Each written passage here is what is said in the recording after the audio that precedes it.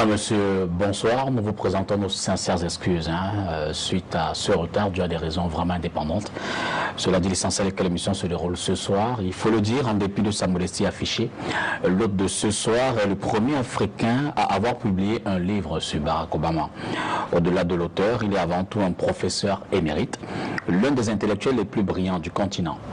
PhD en sciences politiques, option relations internationales obtenue à l'université de Pennsylvanie aux États-Unis, également diplômé de Cambridge en Grande-Bretagne, tout comme de la London School of Economics également en Grande-Bretagne. Mon invité a une expérience professionnelle d'enseignant d'université de 20 ans, dont 13 passés dans l'administration et la direction de l'Institut des relations internationales du Cameroun, l'IRIC.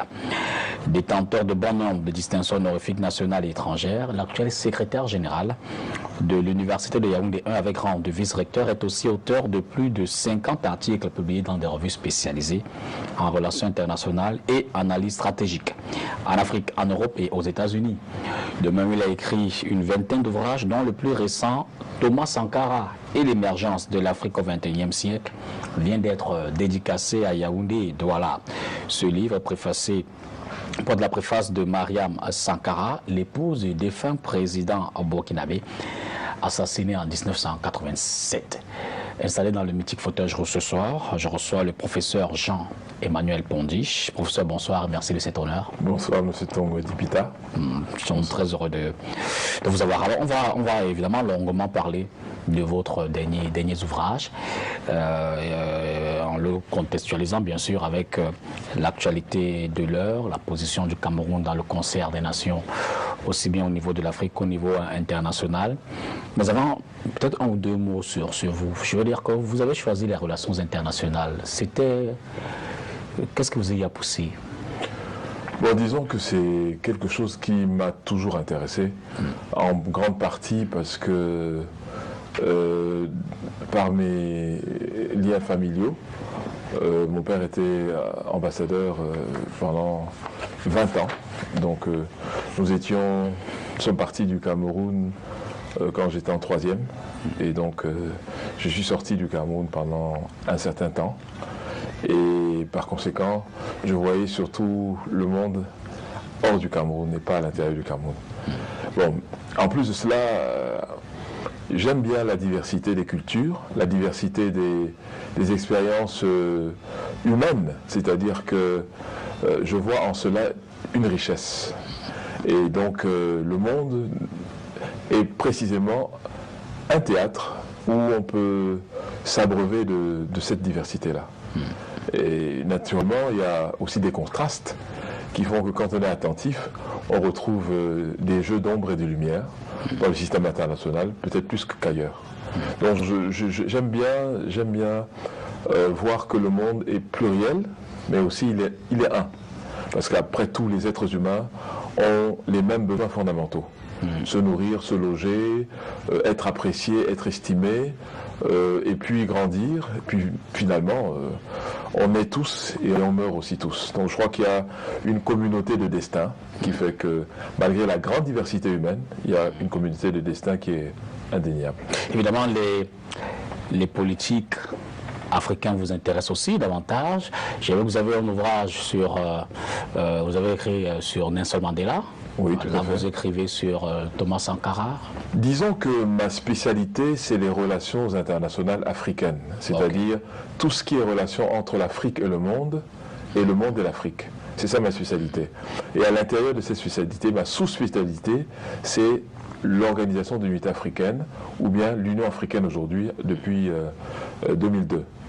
Et donc, nous sommes comme, je le dis toujours, nous sommes comme les médecins.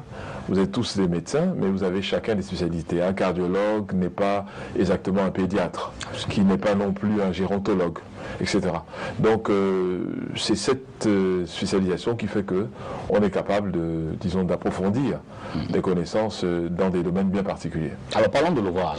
Je le rappelle, c'est Thomas Sankara et l'émergence de l'Afrique au XXIe siècle. Quel est le contexte dans lequel vous faites cet ouvrage? Qu'est-ce qui vous en inspire? Bon, justement, c'est une coïncidence, simplement que le Burkina Faso rentre en ébullition à peu près au même moment. Vous vous doutez bien que ce livre ne s'écrit pas... Qu'est-ce qu'il y a avant l'ébullition ou le livre? Non, l'intérêt du livre et l'écriture du livre se passe bien avant l'ébullition. Donc, le livre a été servi par les événements, si vous voulez. Bon, c'est pas une mauvaise chose. Mais quand vous regardez dans le livre, il y a des photos qui vous montrent que j'étais au Burkina en 1998. Donc, même un devin ne peut pas imaginer ce qui allait se passer il y a juste un an. Donc, je crois que c'est une coïncidence heureuse pour moi. Mais le Burkina m'a toujours intéressé, justement, le Burkina de Thomas Sankara en particulier. Parce qu'à cette époque-là, nous étions encore des étudiants. Et on était fascinés par la gouvernance éthique. C'est-à-dire l'idée d'être au service du peuple, mais pas le peuple d'en haut, le peuple d'en bas.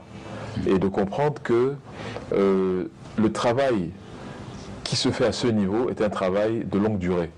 La preuve, c'est qu'aujourd'hui, plus de 25 ans après sa mort, on en parle encore comme si il était vivant, alors qu'il est parti depuis longtemps. Et vous disiez une gestion d'éthique, vous en parlez comme si, sous fond de regret, comme s'il n'y en avait plus forcément aujourd'hui. Mon souci, en réalité, c'est que les jeunes Africains comprennent qu'il existe bel et bien des exemples en Afrique qui méritent d'être étudiés en fond, de fond en comble, et surtout des exemples qui fassent que nous soyons fiers d'être ce que nous sommes. Très souvent, le discours ambiant, c'est qu'il faut toujours aller chercher ailleurs, c'est-à-dire hors du continent, des exemples pour servir de modèle en Afrique. Mon discours est tout à fait différent. Je ne nie pas la valeur des autres, mais je dis qu'en Afrique, nous avons beaucoup d'exemples et il est temps pour nous de les systématiser, de les présenter de façon méticuleuse. Et c'est ce que j'essaye de faire. Alors, Mariam Sankara signe la préface. C'était à qui? Bon, c'était loin d'être acquis, naturellement, elle n'était pas obligée de le faire. Hein. Je dois quand même rendre hommage parce qu'il faut être, à mon avis, il faut être honnête. La personne qui m'a mise en contact avec Mariam Sankara, que jusqu'à ce moment-là je ne connaissais pas bien, sauf comme tout le monde à travers les médias, cette personne c'est Nicole Okala, qui aujourd'hui est sénatrice du Cameroun. Et c'est elle qui connaissait bien la famille Sankara. Quand je lui ai dit que j'étais en train d'écrire un livre sur Sankara, elle s'est étonnée. Elle m'a dit, mais je connais très bien, c'est quasiment ma famille à moi. Nous avons toujours été ensemble. À la fois Thomas et Mariam. Et elle m'a dit, dès que tu as fini ton livre, tu me signales. Et c'est ce que j'ai fait. Et le jour où je l'ai appelée, 15 minutes plus tard, elle m'a rappelé, elle m'a dit d'appeler Madame Sankara, qui attendait mon coup de fil. Et c'est ainsi donc que je suis rentré en contact avec elle. Et je lui ai expliqué le livre que j'ai écrit, pourquoi je l'ai écrit. Et elle a semblé intéressée. Elle m'a demandé de lui envoyer des extraits du livre. C'est ce que j'ai fait. Alors vous espérez que le jeune Africain s'en inspire, forme d'héritage? Je pense qu'il est de notre devoir de fournir aux jeunes Africains de la matière pour mieux connaître l'Afrique. Parce qu'il me semble que le problème majeur que nous avons, c'est une ignorance incroyable de nous-mêmes. Ce qui fait que nous sommes vides de l'intérieur. Et quand on est vide, eh bien, on vous remplit par d'autres choses qui n'ont rien à voir avec vous-même. Et c'est pour ça que nous avons ce besoin d'ailleurs. Nous avons cette obsession de partir. Nous avons cet appel d'outre-mer qui, quand il est momentané ou bien juste pour un certain temps, ça va. Mais il ne faut pas qu'on pense qu'on puisse se développer en Afrique en vidant l'Afrique de son contenu, c'est-à-dire de ses cerveaux. Et il me semble donc qu'il est important de comprendre et de faire comprendre aux Africains qui nous sommes et quelles sont nos aspirations à partir du continent même. Et il me semble important aussi que nous, qui avons la latitude et qui sommes payés pour penser, pour réfléchir, eh bien que nous produisions des œuvres qui soient à même de nous rendre fiers de qui nous sommes. Alors, le livre est dédicacé depuis la fin de l'année dernière. Avez-vous le sentiment, quand même, depuis ce moment-là, que les Africains s'en approprient? Est-ce que vous avez des retours? Est-ce que ceux qui le lisent se disent j'en apprends? Bon, les les opinions que j'ai eues, les retours que j'ai eus sont plutôt favorables. Bon, maintenant, je ne sais pas si c'est parce que c'est à moi qu'il parle. Je crois que, mais j'ai quand même lu beaucoup de revues de la presse concernant ce livre. Et je dois dire que j'ai mis beaucoup du mien. Ce que j'essaye de faire quand même, c'est de sortir des sentiers battus. Quand j'écris sur quelqu'un comme Thomas Sankara, j'essaye de mettre des informations et des analyses qui puissent apporter quelque chose. Voilà, c'est pas simplement une causerie comme ça. J'essaye de faire en sorte qu'en fermant le livre, on ait eu le sentiment d'avoir appris vraiment qui est cette personne, pourquoi elle est devenue l'icône qu'elle est devenue, et est-ce que cela peut être l'inspiration de quelqu'un d'autre. Parce qu'en fait, quand des personnes comme lui sont dans la sphère publique, c'est aussi pour créer des émules. C'est pour que d'autres personnes s'inspirent de ces idéaux. Parce qu'en fait, ces idéaux sont positifs. C'est-à-dire le service d'autrui, le service désintéressé. Où on n'attend rien en retour. C'est ça. Un homme politique de sa trempe exerçait, je crois, le métier de manière tout à fait... Très intéressé. Oui, oui. Et c'est ce qui marque... Vous le dites comme si, évidemment, c'est pas forcément un exemple. Je veux dire, c'est un exemple isolé. Oui, c'est pas tous les politiciens qui le font, hein, ça c'est clair. Pas tous les chefs d'État en Afrique. Non, pas tous les chefs d'État, non.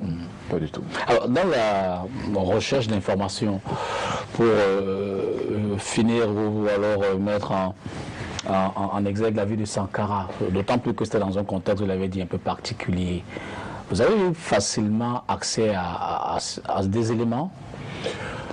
Disons quand on écrit un livre, en fait, il faut d'abord se plonger et s'immerger dans l'univers de la personne à propos de qui vous écrivez. Donc j'ai dû lire beaucoup d'ouvrages, j'ai regardé beaucoup de documentaires, et j'ai aussi interrogé des personnes qui le connaissaient bien et qui ont fait la révolution avec lui. Bon, évidemment, il faut avoir du discernement. Il faut savoir qui vous inspire confiance dans ce qu'il dit et qui en fait un peu trop. La critique de l'information. Voilà, je pense que... Mais il faut être vraiment immergé dans le sujet. Et c'est ce que j'ai fait. Donc il faut lire énormément avant de pouvoir tirer quelque chose de substantiel. Alors, Sankara, il arrive au pouvoir, on parle encore de la Haute-Volta. Quelle est la Haute-Volta qu'il trouve? Je veux dire que le contexte dans lequel il arrive, évidemment, c'est un coup de force également, mais c'est pas forcément l'image d'un pays intègre qu'il se fait. Bon, justement, la Haute-Volta, qui devient Haute-Volta au moment où elle devient indépendante, en 1960, est certainement l'un des pays, sinon le pays le plus pauvre au monde, d'après les agrégats macroéconomiques, c'est-à-dire quand vous prenez le produit national intérieur brut, vous prenez le produit, vous prenez le taux d'inflation, vous prenez tous les agrégats macroéconomiques, la Haute-Volta n'est pas parmi les pays les plus enviables. Et c'est précisément ce qui fait que il y a une grande instabilité. Il y a une grande instabilité. Des coups d'État se succèdent, mais des coups d'État militaires. Et les militaires qui arrivent au pouvoir ne semblent pas être très préoccupés par le service au public. Et par conséquent, il y a une grande méfiance vis-à-vis des décideurs publics. Et ce qui se passe, donc, c'est qu'en 83, il y a un groupe de jeunes militaires qui voudraient que ça change. Ils sont écœurés de voir tant de gabégie, tant d'indifférence à la pauvreté, et tant je dirais, d'auteur. On regarde de haut le petit peuple. Et ils décident donc que les choses doivent changer. Et quand ils font leur coup d'État, en 1983, 83, donc oui, quand ils arrivent. En 83, leur premier discours, c'est de dire que nous allons tout changer. Et naturellement, on se dit, c'est ce que disent tous les auteurs de coups d'État militaires. Mais sauf que là, ce n'étaient pas des propos en l'air. Ils avaient vraiment l'intention de changer. Ils étaient 4 au départ, disons les 4 leaders, Et il y avait lui, Thomas Sankara, il y avait M. Lingani, il y avait Blaise Compaoré. Et donc, ils se mettent, curieusement, à mettre en pratique ce qu'ils étaient en train de préconiser. Et ça frappait les gens. Parce qu'en fait, et ça c'est très important, on retrouve ça chez Thomas Sankara, comme chez Nelson Mandela, l'intégrité, c'est la convergence entre votre action et votre pensée. Quand vous mettez en pratique ce que vous dites et que vous dites ce que vous faites. Et ça, c'est très important. Alors, je rappelle que l'ouvrage est à 157 pages, les annexes comprises. 192 pages. 192 pages, avec les annexes, bien sûr. 6 chapitres, qui vont effectivement de la présentation de la Haute Volta, la genèse des formations de Thomas Sankara, les 3 piliers du sankarisme, ça c'est intéressant. L'élimination de l'homme en août 83, l'élimination de l'homme du 4 août 83, donc le coup d'État qui permet à Sankara et ses amis de prendre le pouvoir, l'avantage et inconvénient de la gouvernance de Thomas Sankara. Retour vers le futur en chapitre 6. Alors, dans sa jeunesse et dans sa formation, quel genre d'enfant était-il, Thomas Sankara? Bon, il ressort parfaitement que c'était un enfant très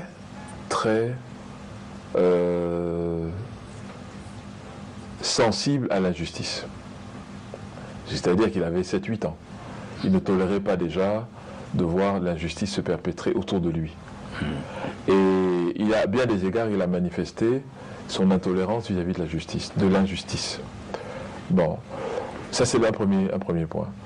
Il n'est pas d'un milieu des plus défavorisés, puisque son père était un gendarme colonial, c'est-à-dire du temps de la France. Donc il n'était pas le plus pauvre des voltaïques, mais il n'était pas non plus très aisé. On peut dire qu'il est donc d'un milieu de l'époque, on peut dire d'une classe moyenne, mais moyenne inférieure. C'est pas... Okay. Voilà.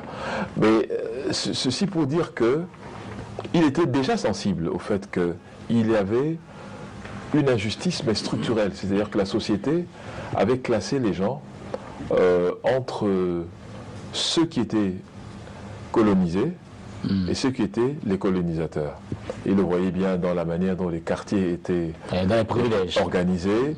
Il voyait bien qu'il y en avait qui avaient de quoi manger et d'autres qui peinaient, qui avaient vraiment du mal à s'en sortir. Et je crois que ça l'a déjà marqué dès le départ. C'est l'une des particularités de son être, quoi. La deuxième chose, c'est sa sensibilité aux droits des femmes. Parce qu'en fait, il avait une sœur qui était très malade. Je pense qu'il y avait, la poliomyélite, je crois bien.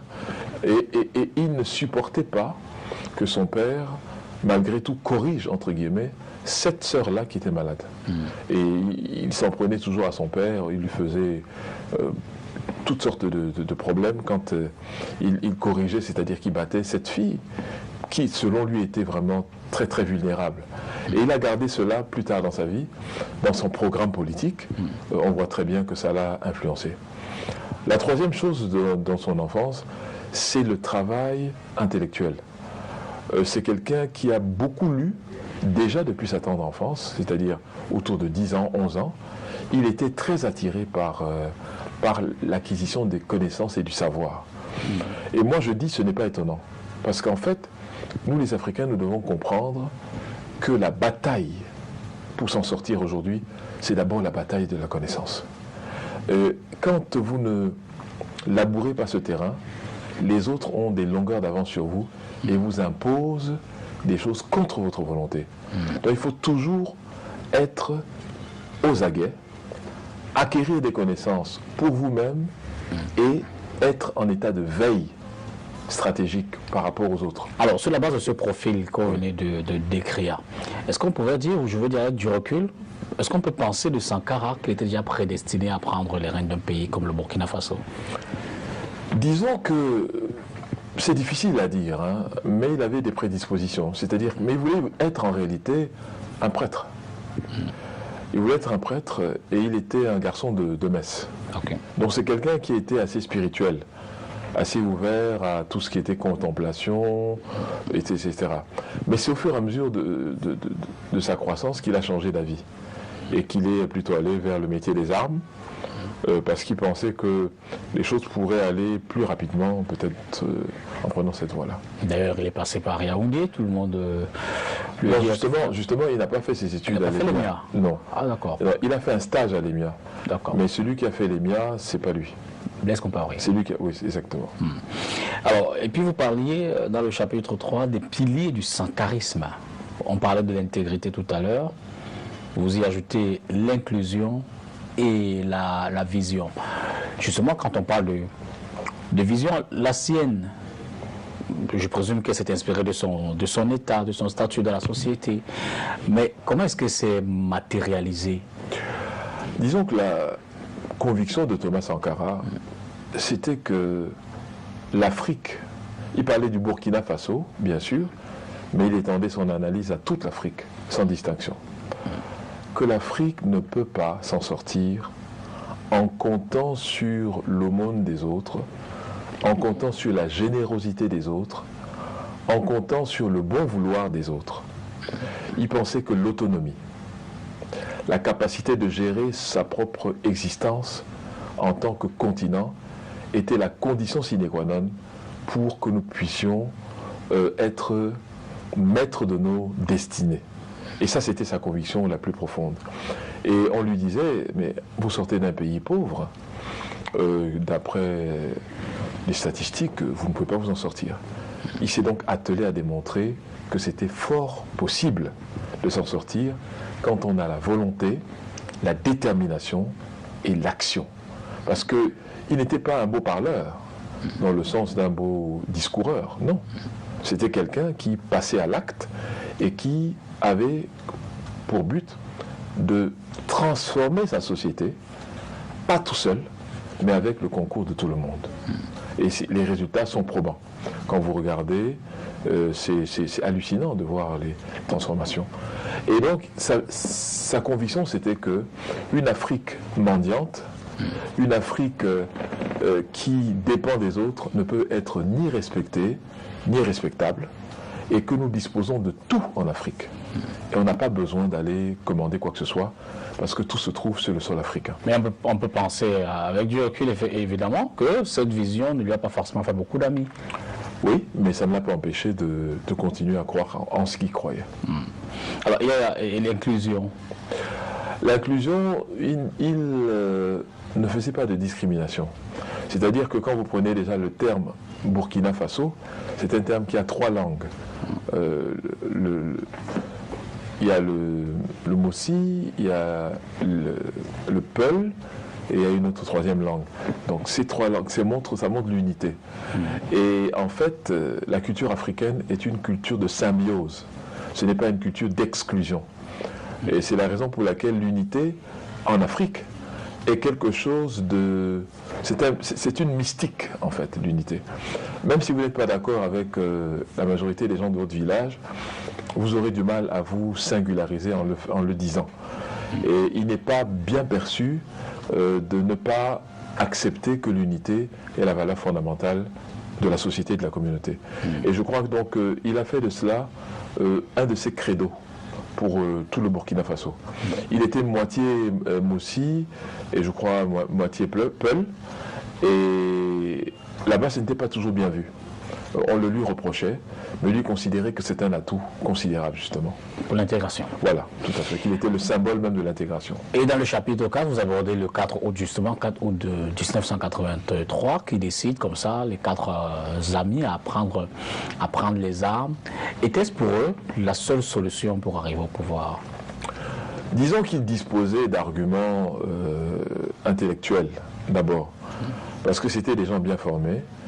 Et il est important de savoir cela.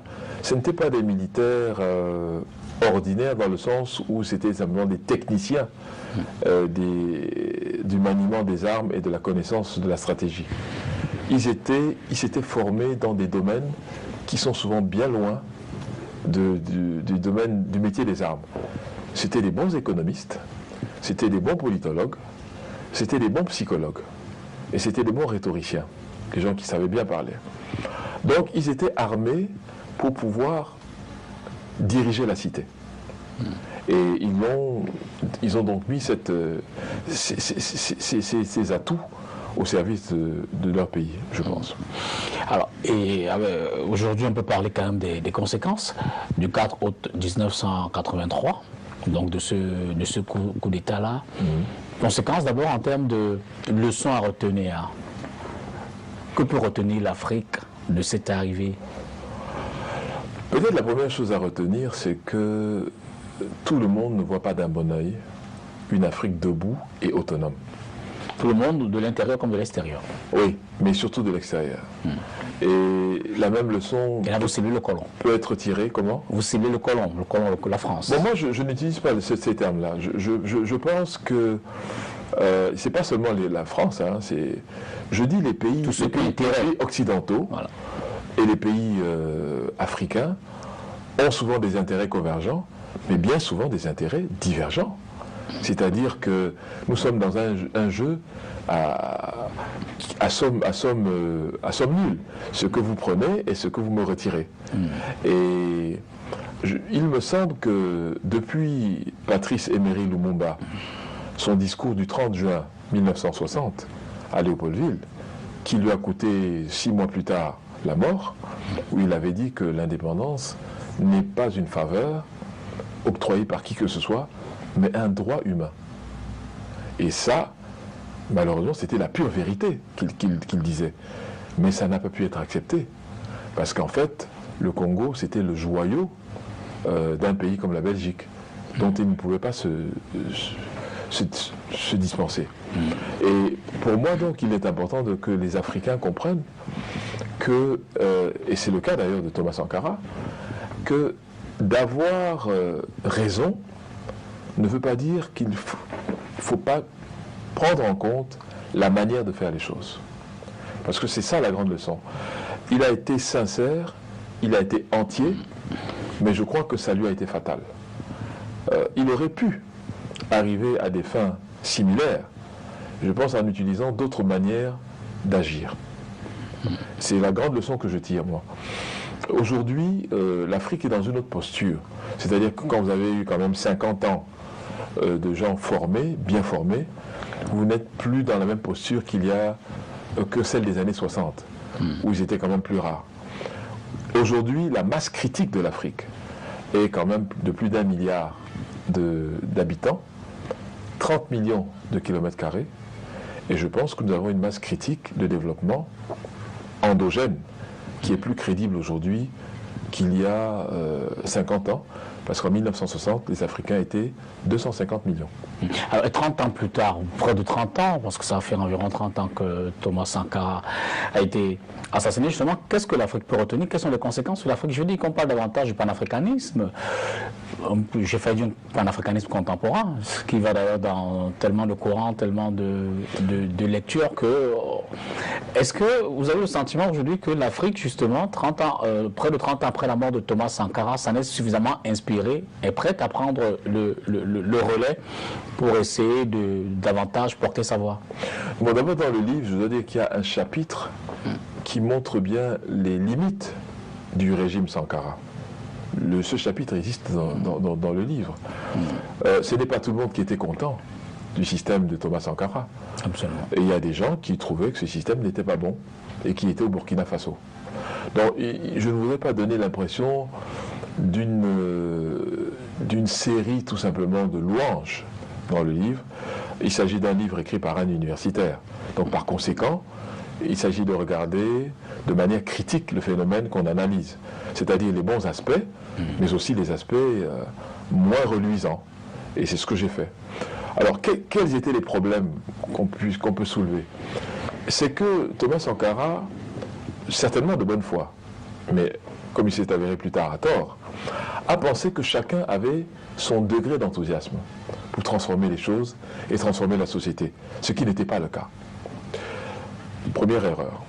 Deuxième problème, c'est qu'il a catégorisé les gens de manière trop abrupte. C'est-à-dire? D'un côté, les révolutionnaires, les bons, Et de l'autre côté, les réactionnaires capitalistes, les exploiteurs, les mauvais.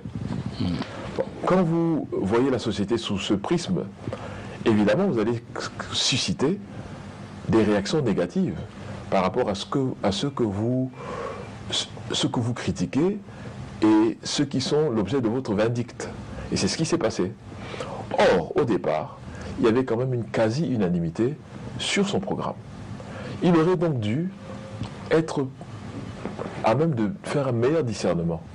C'est-à-dire regarder dans le camp pour lequel il avait des suspicions, mais néanmoins, ceux qui le soutenaient, parce qu'ils avaient les moyens financiers de le faire, il aurait donc pu s'appuyer sur ces moyens financiers pour transformer toute la société. Mais avec sa manière de scinder la société en deux, ça causait beaucoup de tort à la révolution qu'il a voulu mener, parce que de plus en plus des gens se sentaient frustrés. Enfin, le quatrième point, il était éthique d'une façon, je dirais, puriste. Et ça lui a causé tort. Parce qu'il s'est battu contre des choses comme la prostitution. Il a demandé que les prostituées soient recyclées et qu'on leur donne des nouveaux emplois pour qu'elles quittent le travail de la prostitution. Or, quand vous le faites, vous vous attaquez à toute une frange de la société, en particulier des hommes, qui voient cela d'un très mauvais œil. Et souvent, ce sont des hommes puissants qui sont avec lui. Donc, il y a cela. Il a créé, par exemple, la journée du 8 mars, où il a demandé, en 86, je crois, il a demandé que les hommes aillent au marché, faire le marché. Bon, pour lui, c'était symbolique, c'était important. Mais il y a beaucoup de gens qui l'ont très très mal pris. Et autre chose, il a fixé les loyers à la baisse. Or, les locataires étaient contents, mais les propriétaires étaient furieux. Bon, quand vous accumulez cette masse de mécontents, ça commence à peser lourd, et au bout d'un moment, ceux qui sont de plus en plus mécontents deviennent de plus en plus virulents, et vont chercher des alliances, non pas seulement au Burkina Faso, mais hors du Burkina Faso. Et ces alliances hors du Burkina Faso, qui peuvent trouver des relais à l'intérieur, et c'est ce qui s'est passé.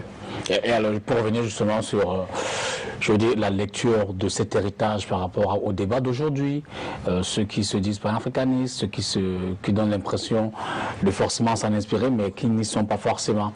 Est-ce que la philosophie de Sankara est encore véritablement d'actualité dans cette forme de lutte contre la véritable indépendance de l'Afrique, de nos États? Oui, la philosophie de Thomas Sankara me semble une philosophie solide. Parce qu'elle est basée sur une croyance qui ne peut pas être remise en question. L'homme était entier, il était sincère, et il était vrai dans ce qu'il faisait, il y croyait. Comme je l'ai dit, son erreur a été de croire que tout le monde était comme lui.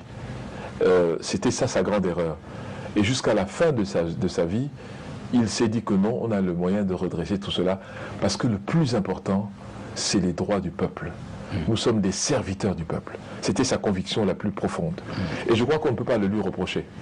On ne peut pas lui reprocher d'avoir cru en la mission publique en faveur du peuple. On ne peut pas le lui reprocher. Maintenant, ayant dit cela, le panafricanisme n'est pas nouveau. Le panafricanisme date de 1901. Il n'est pas né en Afrique, comme vous le savez. Il est né aux Amériques et aux Caraïbes.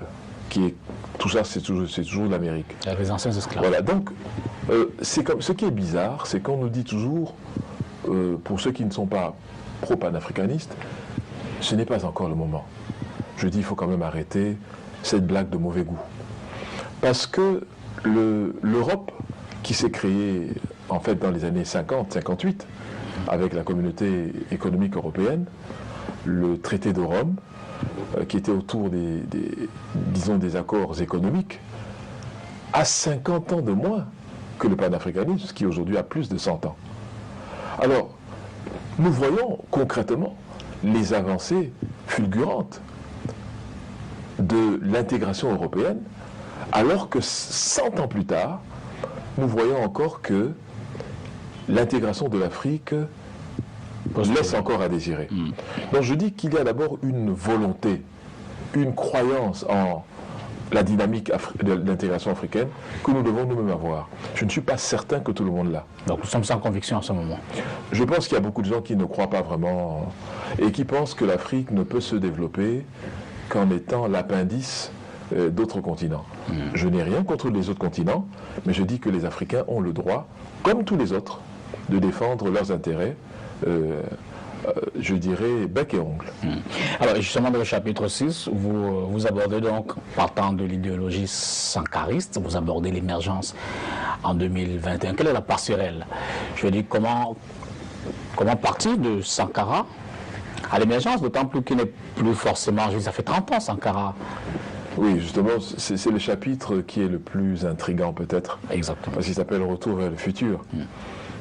Comment Thomas Sankara, qui est décédé en 1987, le 15 octobre, peut-il être associé à l'émergence du 21e siècle dans lequel il ne vit plus? Justement, c'est pour montrer la profondeur et la justesse de ces options.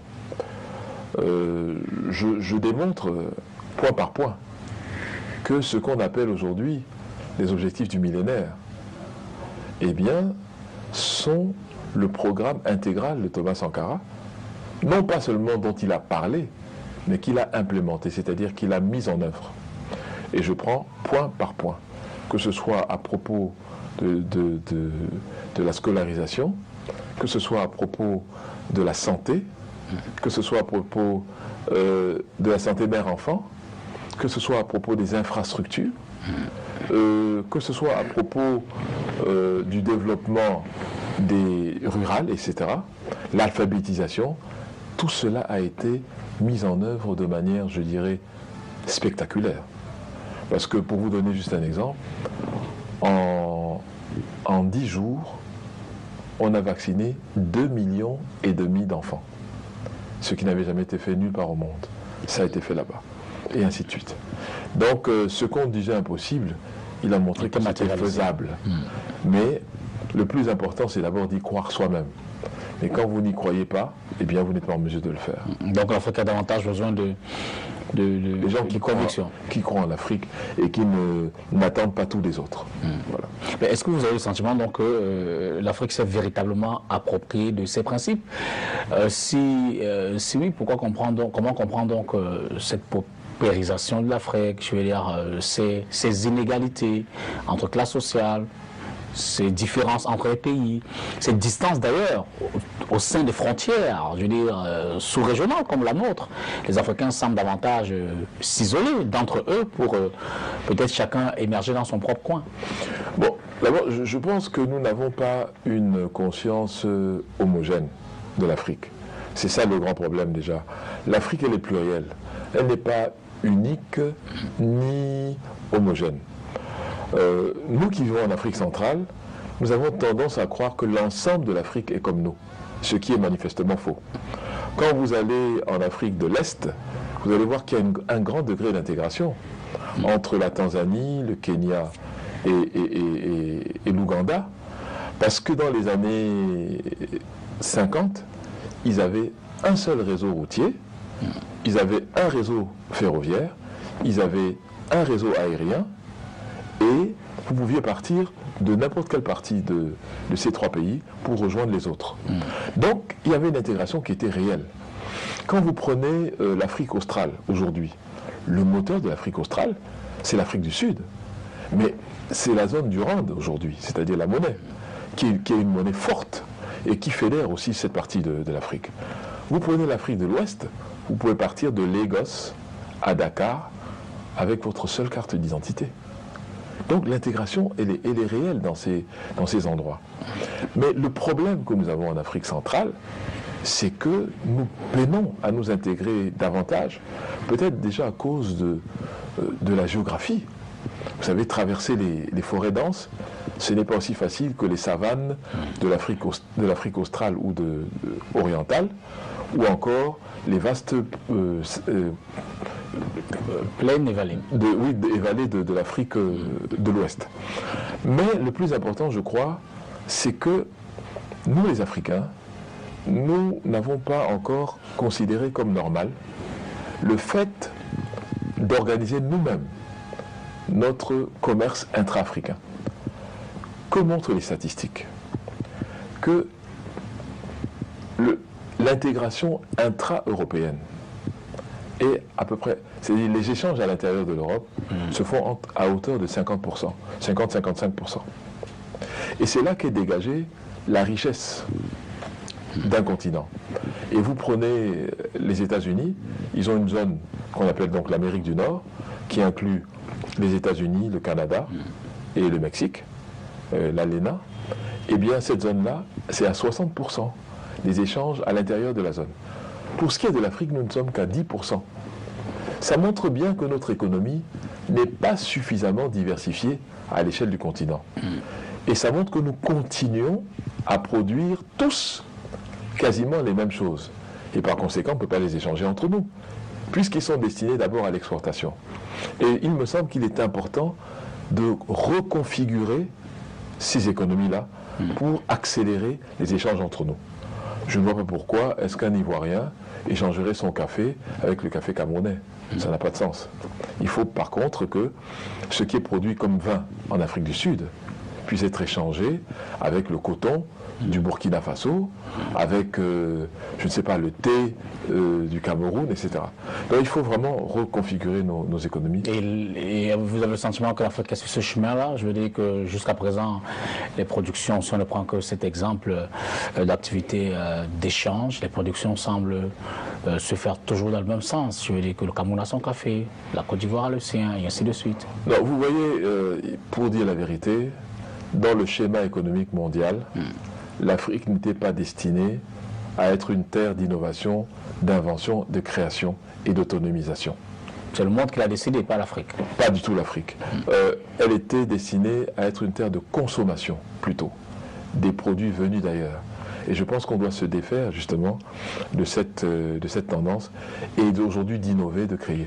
Ce qui n'est pas très connu des Africains, c'est qu'il y a beaucoup de changements en Afrique. Peut-être qu'on y reviendra tout à l'heure. D'ailleurs, vous avez pleine connaissance également du mécanisme de fonctionnement de l'Union africaine.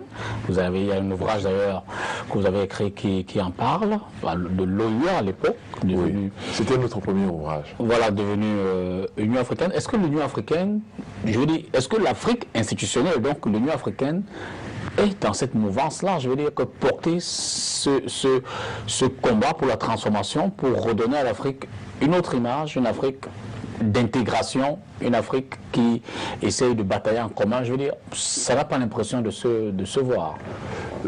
Vous savez, moi je pense que le grand problème que nous avons, c'est que nous ne connaissons même pas grand-chose de nous-mêmes. Pour moi, c'est ça le grand problème. Combien d'entre nous, combien de vos téléspectateurs regardent ne serait-ce que le site web de l'Union africaine? Je dirais peut-être 0,0 quelque chose. Or, qu'est-ce qu'on entend à longueur de journée? Des critiques acerbes sur l'Union africaine. Mais combien de personnes prennent la peine de savoir ce qui est produit comme travail par l'Union africaine? Même si c'est un travail incomplet, même si c'est un travail à parfaire. Mais combien d'entre nous... On ne peut pas dire que l'Union africaine, on peut pas non plus dire que l'Union africaine est essentiellement bavarde, hein, je veux dire que... C'est vrai, mais combien d'entre nous prenons la peine de nous informer, d'aller vers l'information? Moi, c'est ce que je reproche beaucoup aux Africains. Nous en tenons au lieu commun, à ce que nous avons entendu d'ailleurs dire par les autres de nous. C'est ce que nous prenons pour être l'Afrique. Et je crois que c'est très grave. Nous devons faire l'effort, nous devons nous faire violence et nous donner comme tâche d'en savoir plus sur nous-mêmes. Et une fois que nous allons le faire, nous allons avoir un autre regard sur l'Afrique qui est bien différent de celui que nous avons aujourd'hui. C'est trop facile pour les Africains de toujours dire rien n'est fait. Mais je dis, c'est par qui? Qui le fera? Si ce n'est nous, c'est d'abord nous. La responsabilité de la croissance, du développement, du bonheur de l'Afrique, c'est d'abord les Africains qui en sont responsables, personne d'autre. Et quand vous écoutez les gens parler, même dans la rue, eh bien, tout le monde est responsable du problème de l'Afrique, sauf eux-mêmes. Je dis non. Je ne suis pas d'accord avec ça. Alors, quel est l'impact qu'a pu avoir l'histoire de Sankara, l'impact concret sur la récente actualité au Burkina Faso, notamment le départ de Blaise Compaoré et l'arrivée d'un nouveau chef d'État? Bon, ce qui apparaît comme un héritage sankariste c'est l'attachement, je dirais, viscéral à la justice. Et donc, une intolérance par rapport à l'injustice. La démocratie est aussi quelque chose que les Burkinabés ont réclamé à corps et à cri, en citant d'ailleurs Thomas Sankara. Donc, on ne peut pas dire qu'il soit mort de ce point de vue-là, parce que beaucoup de chefs d'État qui sont passés dans leur pays n'ont pas laissé ces traces-là. Et moi, je pense qu'un être humain doit savoir pourquoi il vit, et doit savoir comment est-ce que sa vie peut rendre le monde meilleur, c'est-à-dire le fait qu'il soit passé sur Terre. Et je pense que c'est le cas de Thomas Sankara. Il n'a pas vécu longtemps, il est mort à 38 ans, c'est vrai, tout comme Lumumba est mort à 39 ans, tout comme Martin Luther King est mort à 39 ans, mais nous en parlons encore aujourd'hui. Ça veut donc dire qu'ils n'ont pas vécu en vain. Alors Sankara, lui, je veux dire que on en sait davantage sur son histoire, mais toujours est-il que l'Afrique est confrontée à un certain nombre de difficultés, parmi lesquelles de nouvelles formes de guerre, le terrorisme. On en a ici, en Afrique centrale, en Afrique de l'Ouest. Je veux dire, est-ce que dans la vision de Sankara, ce genre de phénomène, dès le départ déjà, il se disait qu'on serait exposé? Bon, Thomas Sankara, contrairement à ce qu'on peut s'imaginer, n'était pas un militariste. C'est-à-dire qu'il a une formation militaire. Bien sûr qu'il a fait un coup d'État, donc il s'est servi des armes pour arriver au pouvoir. Mais il a eu le toupet de dire qu'il faut jeter les armes et construire l'économie. Parce que c'est l'économie qui donne la prospérité. Et qu'avec les armes, on n'arrive pas à bâtir un monde juste. C'est lui qui le dit. Donc c'est déjà pour dire combien il était atypique comme personne. C'est pas beaucoup de militaires qui vont tenir ce genre de langage. Alors, maintenant, votre question, c'est... Vous savez, dans les années 80, il y avait à peu près 16 à 17 conflits en Afrique. Aujourd'hui, nous en sommes à 6. On ne peut donc pas dire que les conflits se sont multipliés. Mais ce qui a changé, c'est la nature des conflits et leur impact sur les populations et sur les communautés. Autant il y a 30 ans, les conflits étaient des conflits conventionnels, c'est-à-dire où les armées étaient contre d'autres armées, et où le droit de la guerre, qu'on appelle le droit humanitaire international, ce droit-là était appliqué. Et donc on savait qu'il y a des lois, il y a des règlements que toutes les armées doivent suivre. Aujourd'hui, tel n'est plus le cas. 80% des victimes des conflits actuels sont des civils, contre 80% des victimes militaires il y a 30 ans. Et donc l'impact des conflits est catastrophique aujourd'hui, parce qu'on s'attaque à des personnes qui ne sont nullement formées pour être dans les conflits de guerre. Voilà, et qui sont des victimes. 80% des victimes de guerre sont des femmes. Des civils, des femmes et des enfants. Et donc vous voyez qu'on est loin du schéma classique de la guerre, où à la limite, un militaire, c'est son métier de faire la guerre. Mais une femme et un enfant et un civil, ce n'est pas son métier de faire la guerre. Et donc l'impact, c'est pour ça que je dis que l'impact des conflits est catastrophique aujourd'hui, et on en arrive à des solutions, entre guillemets, des kamikazes, qui sont totalement contraires à la culture africaine, qui n'ont rien à voir avec la culture africaine. Et moi, je dis aux Africains qu'il ne faut pas qu'on soit embrigadés dans des conflits qui ne nous concernent nullement. Et ça a souvent été le cas de l'Afrique. Par exemple, la guerre froide, qui était une guerre idéologique, entre l'Est, c'est-à-dire l'Union soviétique et ses satellites, et l'Ouest, les États-Unis et ses satellites. Et l'Afrique était donc ballottée entre ces deux camps. Et nous avons perdu nos plumes, bien sûr. Par exemple, par rapport à l'intégration africaine, l'intégration du continent a été sacrifiée bien souvent à l'autel de la guerre entre l'Est et l'Ouest. Il ne faut pas que nous retombions dans ces travers et que nous apprenions à défendre nos intérêts, ce qui veut dire qu'on doit d'abord les identifier et ensuite les défendre bec et ongle. Alors maintenant, que peut faire la jeunesse africaine, par exemple, s'inspirant de Sankara pour essayer de mettre en œuvre son idéologie? Je veux dire qu'au Burkina Faso, ils sont passés par une révolution. Bon, la jeunesse africaine, pour moi, ne doit pas simplement avoir la tête en arrière.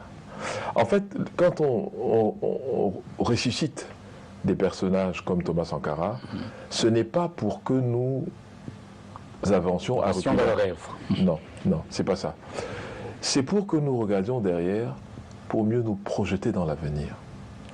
Donc, l'objectif, c'est de se projeter dans l'avenir, mais selon ses propres termes, avec sa propre substance et avec ses propres convictions. C'est de ça qu'il s'agit.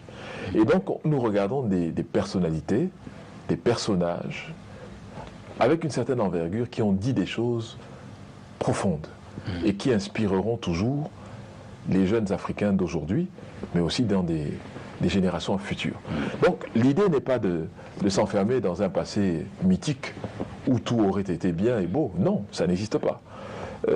Même dans l'Afrique antique, passée, il y avait des guerres, il y avait des guerres sanglantes, il y avait des haines. Il ne faut pas peindre l'image d'une Afrique idyllique.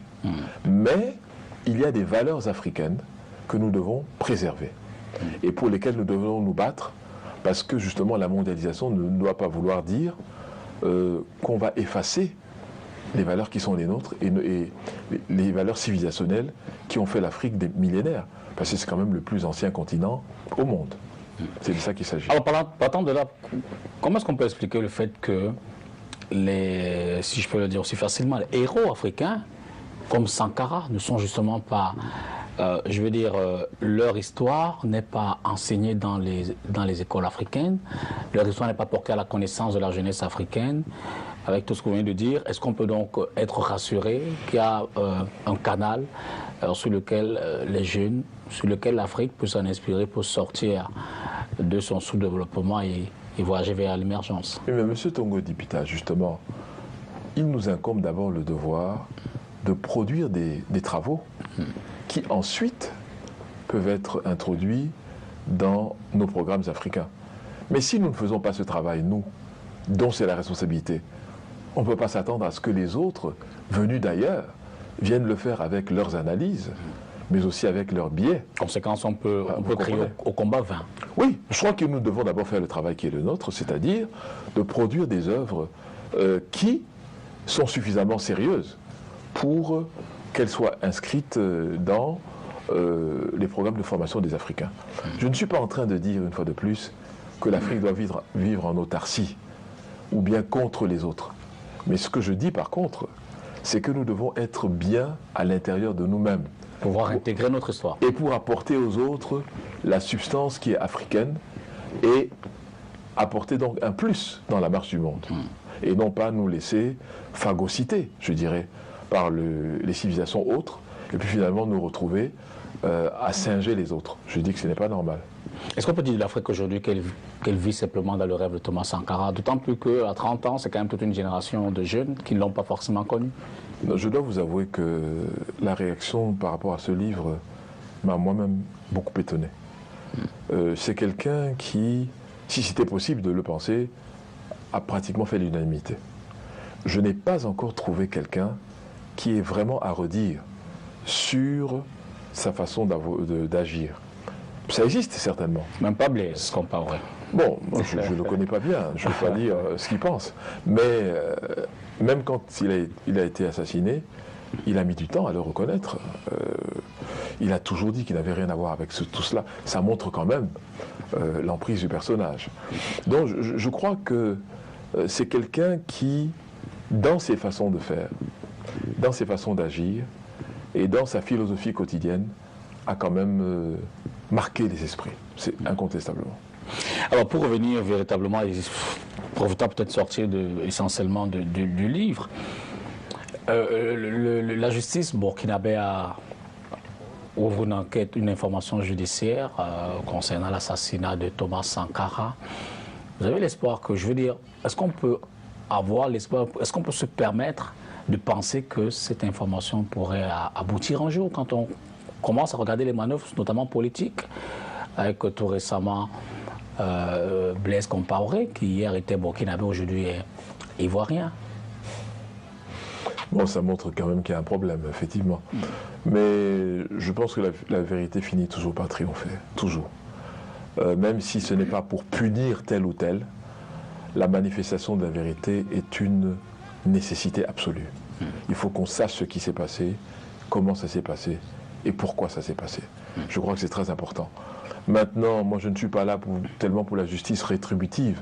Parce que là encore, entre l'approche juridique africaine et l'approche occidentale, il y a une différence. Parce que oui, l'approche occidentale, elle est punitive. C'est-à-dire qu'on essaye de déterminer qui sont les coupables, et ces coupables sont punis avec des sentences. L'approche traditionnelle juridique africaine n'est pas celle-là. Elle a pour souci de recoller les morceaux d'une société qui est traumatisée et qui est divisée. L'objectif de la justice africaine, c'est de remettre la symbiose communautaire. Et donc, de faire en sorte que les coupables reconnaissent, demandent pardon, et que ce pardon soit accepté pour qu'on redevienne des frères d'une même communauté. C'est ça l'objectif de la justice africaine. Donc ce n'est pas tout à fait la même méthode, ni la même finalité. Et la justice burkinabé dans quelle démarche des deux? Bon, moi je pense que pour l'instant la justice burkinabé est dans une démarche de recherche de vérité. Je veux comprendre. Alors, parlons donc on continue dans l'actualité, trop loin d'ailleurs du livre. Le Cameroun et notamment le Nigeria, aussi le Tchad, quelques autres pays sont confrontés à la secte islamiste Boko Haram. Mais on ne voit pas forcément, et je pose là la question à l'internationaliste, on ne voit pas forcément la mobilisation de la communauté internationale. Bien sûr, on a quelques soldats américains sur notre sol, même si on s'interroge toujours, qu'est-ce qu'ils font là, puisqu'il n'y a pas beaucoup de communication. Il y a la force multinationale locale, elle est purement africaine. Les États, le Cameroun notamment, parlent de l'assistance russe, de l'assistance allemande, de l'assistance française, mais quelle est la place justement de ce conflit, pourtant contre le terrorisme, l'une des nouvelles guerres dans le concert mondial? Bon, tout à l'heure, vous avez fait un qualificatif. Vous avez dit la secte islamiste Boko Haram. Je rejette cette description. Le fondement du départ, c'était la charia. Ce n'est pas une secte islamiste du tout, dans la mesure où ces actions ne sont pas en conformité avec la religion dont elle se réclame. Elle a fondé son idéologie sur cette religion, justement. Oui, elle a fondé l'idéologie, mais je suis persuadé que si vous parlez à des vrais islamistes, c'est-à-dire à des vrais croyants dans cette religion, ils vont la dénoncer. Parce qu'ils choisissent le vendredi, jour saint, pour aller s'attaquer d'abord aux croyants musulmans. Je ne pense pas que c'est une manifestation d'une croyance en une religion que d'égorger d'abord les pratiquants de cette religion.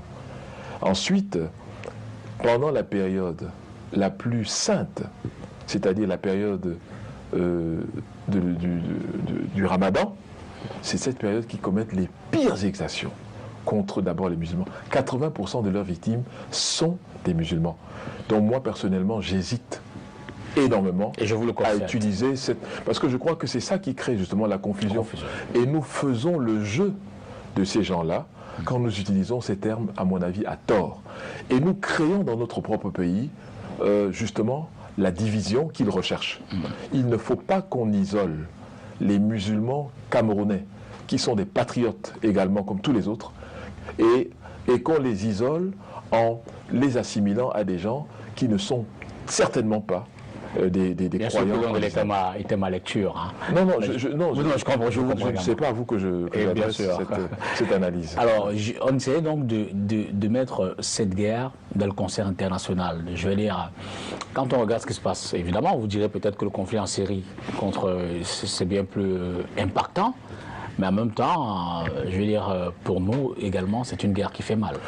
Bien sûr, c'est une guerre qui fait mal. Mais vous avez dit tout à l'heure que le Cameroun a été attaqué, le Nigeria avant lui, bien sûr, puisque tout cela vient du Nigeria.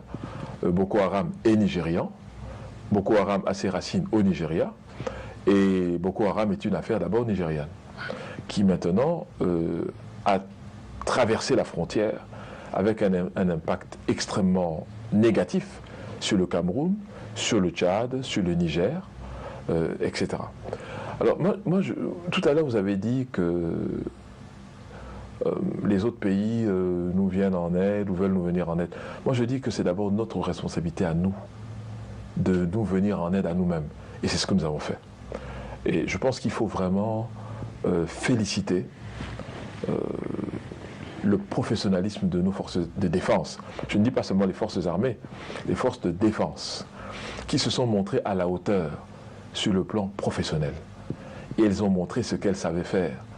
Et je crois que n'eût été cette posture d'aller sur le terrain immédiatement, ces gens-là seraient déjà dans tout le Cameroun aujourd'hui. Et je crois que c'est d'abord notre responsabilité de défendre notre nation. Les autres peuvent venir en sus, peuvent venir de surcroît, s'ils le veulent et quand ils le veulent. Mais nous avons d'abord le devoir de le faire pour nous-mêmes et par nous-mêmes. Et c'est ce que nous avons fait. Maintenant, les mécanismes pour envoyer des casques bleus, c'est des mécanismes qui prennent des années, voire des mois, voire des années, comme nous le constatons aujourd'hui. Alors, on n'en a plus pour longtemps, hein. Il va sans dire, on a fait plus d'une heure de temps. On va ressortir peut-être en parlant justement, terminant sur cette question de Boko Haram. Est-ce que l'une des principales leçons, selon vous, quand on regarde tout au moins le rapprochement entre le Nigeria et le Cameroun, parce qu'on sait quand même qu'on a connu des difficultés par le passé, des guerres, ou alors des sujets qui nous ont mis en conflit, comment pourrait-on capitaliser justement pour davantage créer ces intégrations, cette coopération, cette même tendue entre les États, au-delà des États de la SMAC, mais aussi tendre la main à l'Afrique de l'Ouest? Vous savez, la grande chance du Cameroun sur le plan économique, c'est le Nigeria. Il faut le dire clairement. On ne peut pas dire que les échanges avec le Nigeria... Parce que nous sommes justement aveugles de ce point de vue. La grande chance du Cameroun, sur le plan économique, c'est le Nigeria. Nous avons un marché de plus de 178 millions de consommateurs, qui est un marché qui est sur le point de décoller économiquement et industriellement. Et je crois que nous pouvons en profiter. Malheureusement, beaucoup de Camerounais voient encore l'Afrique selon des œillères qui n'ont rien à voir avec l'Afrique.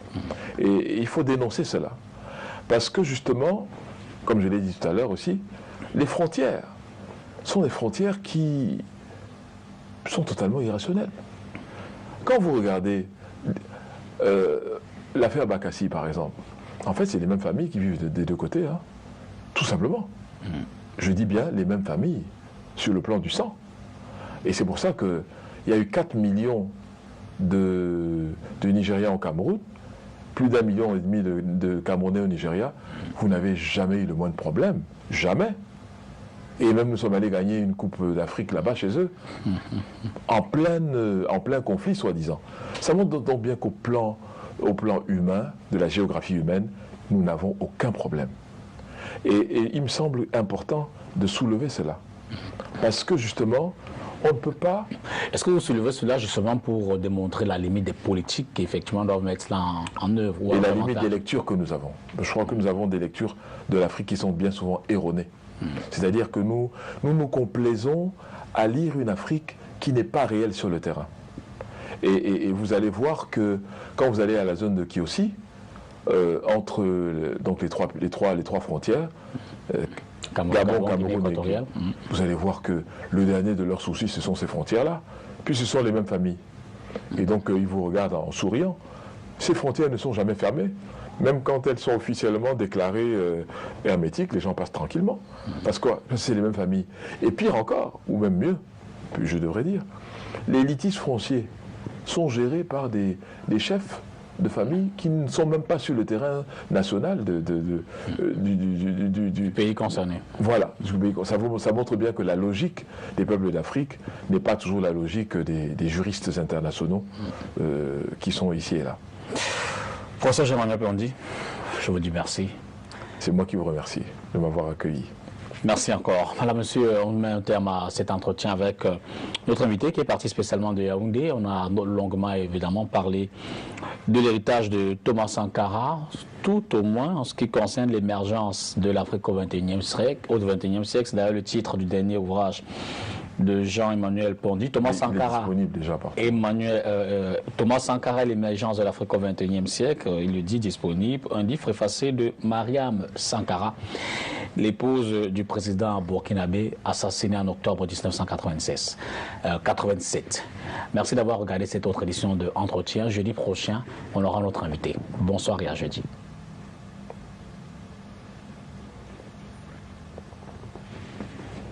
Oh, ok. Bon, le retour. C'est fini? Bon, oui. Ok.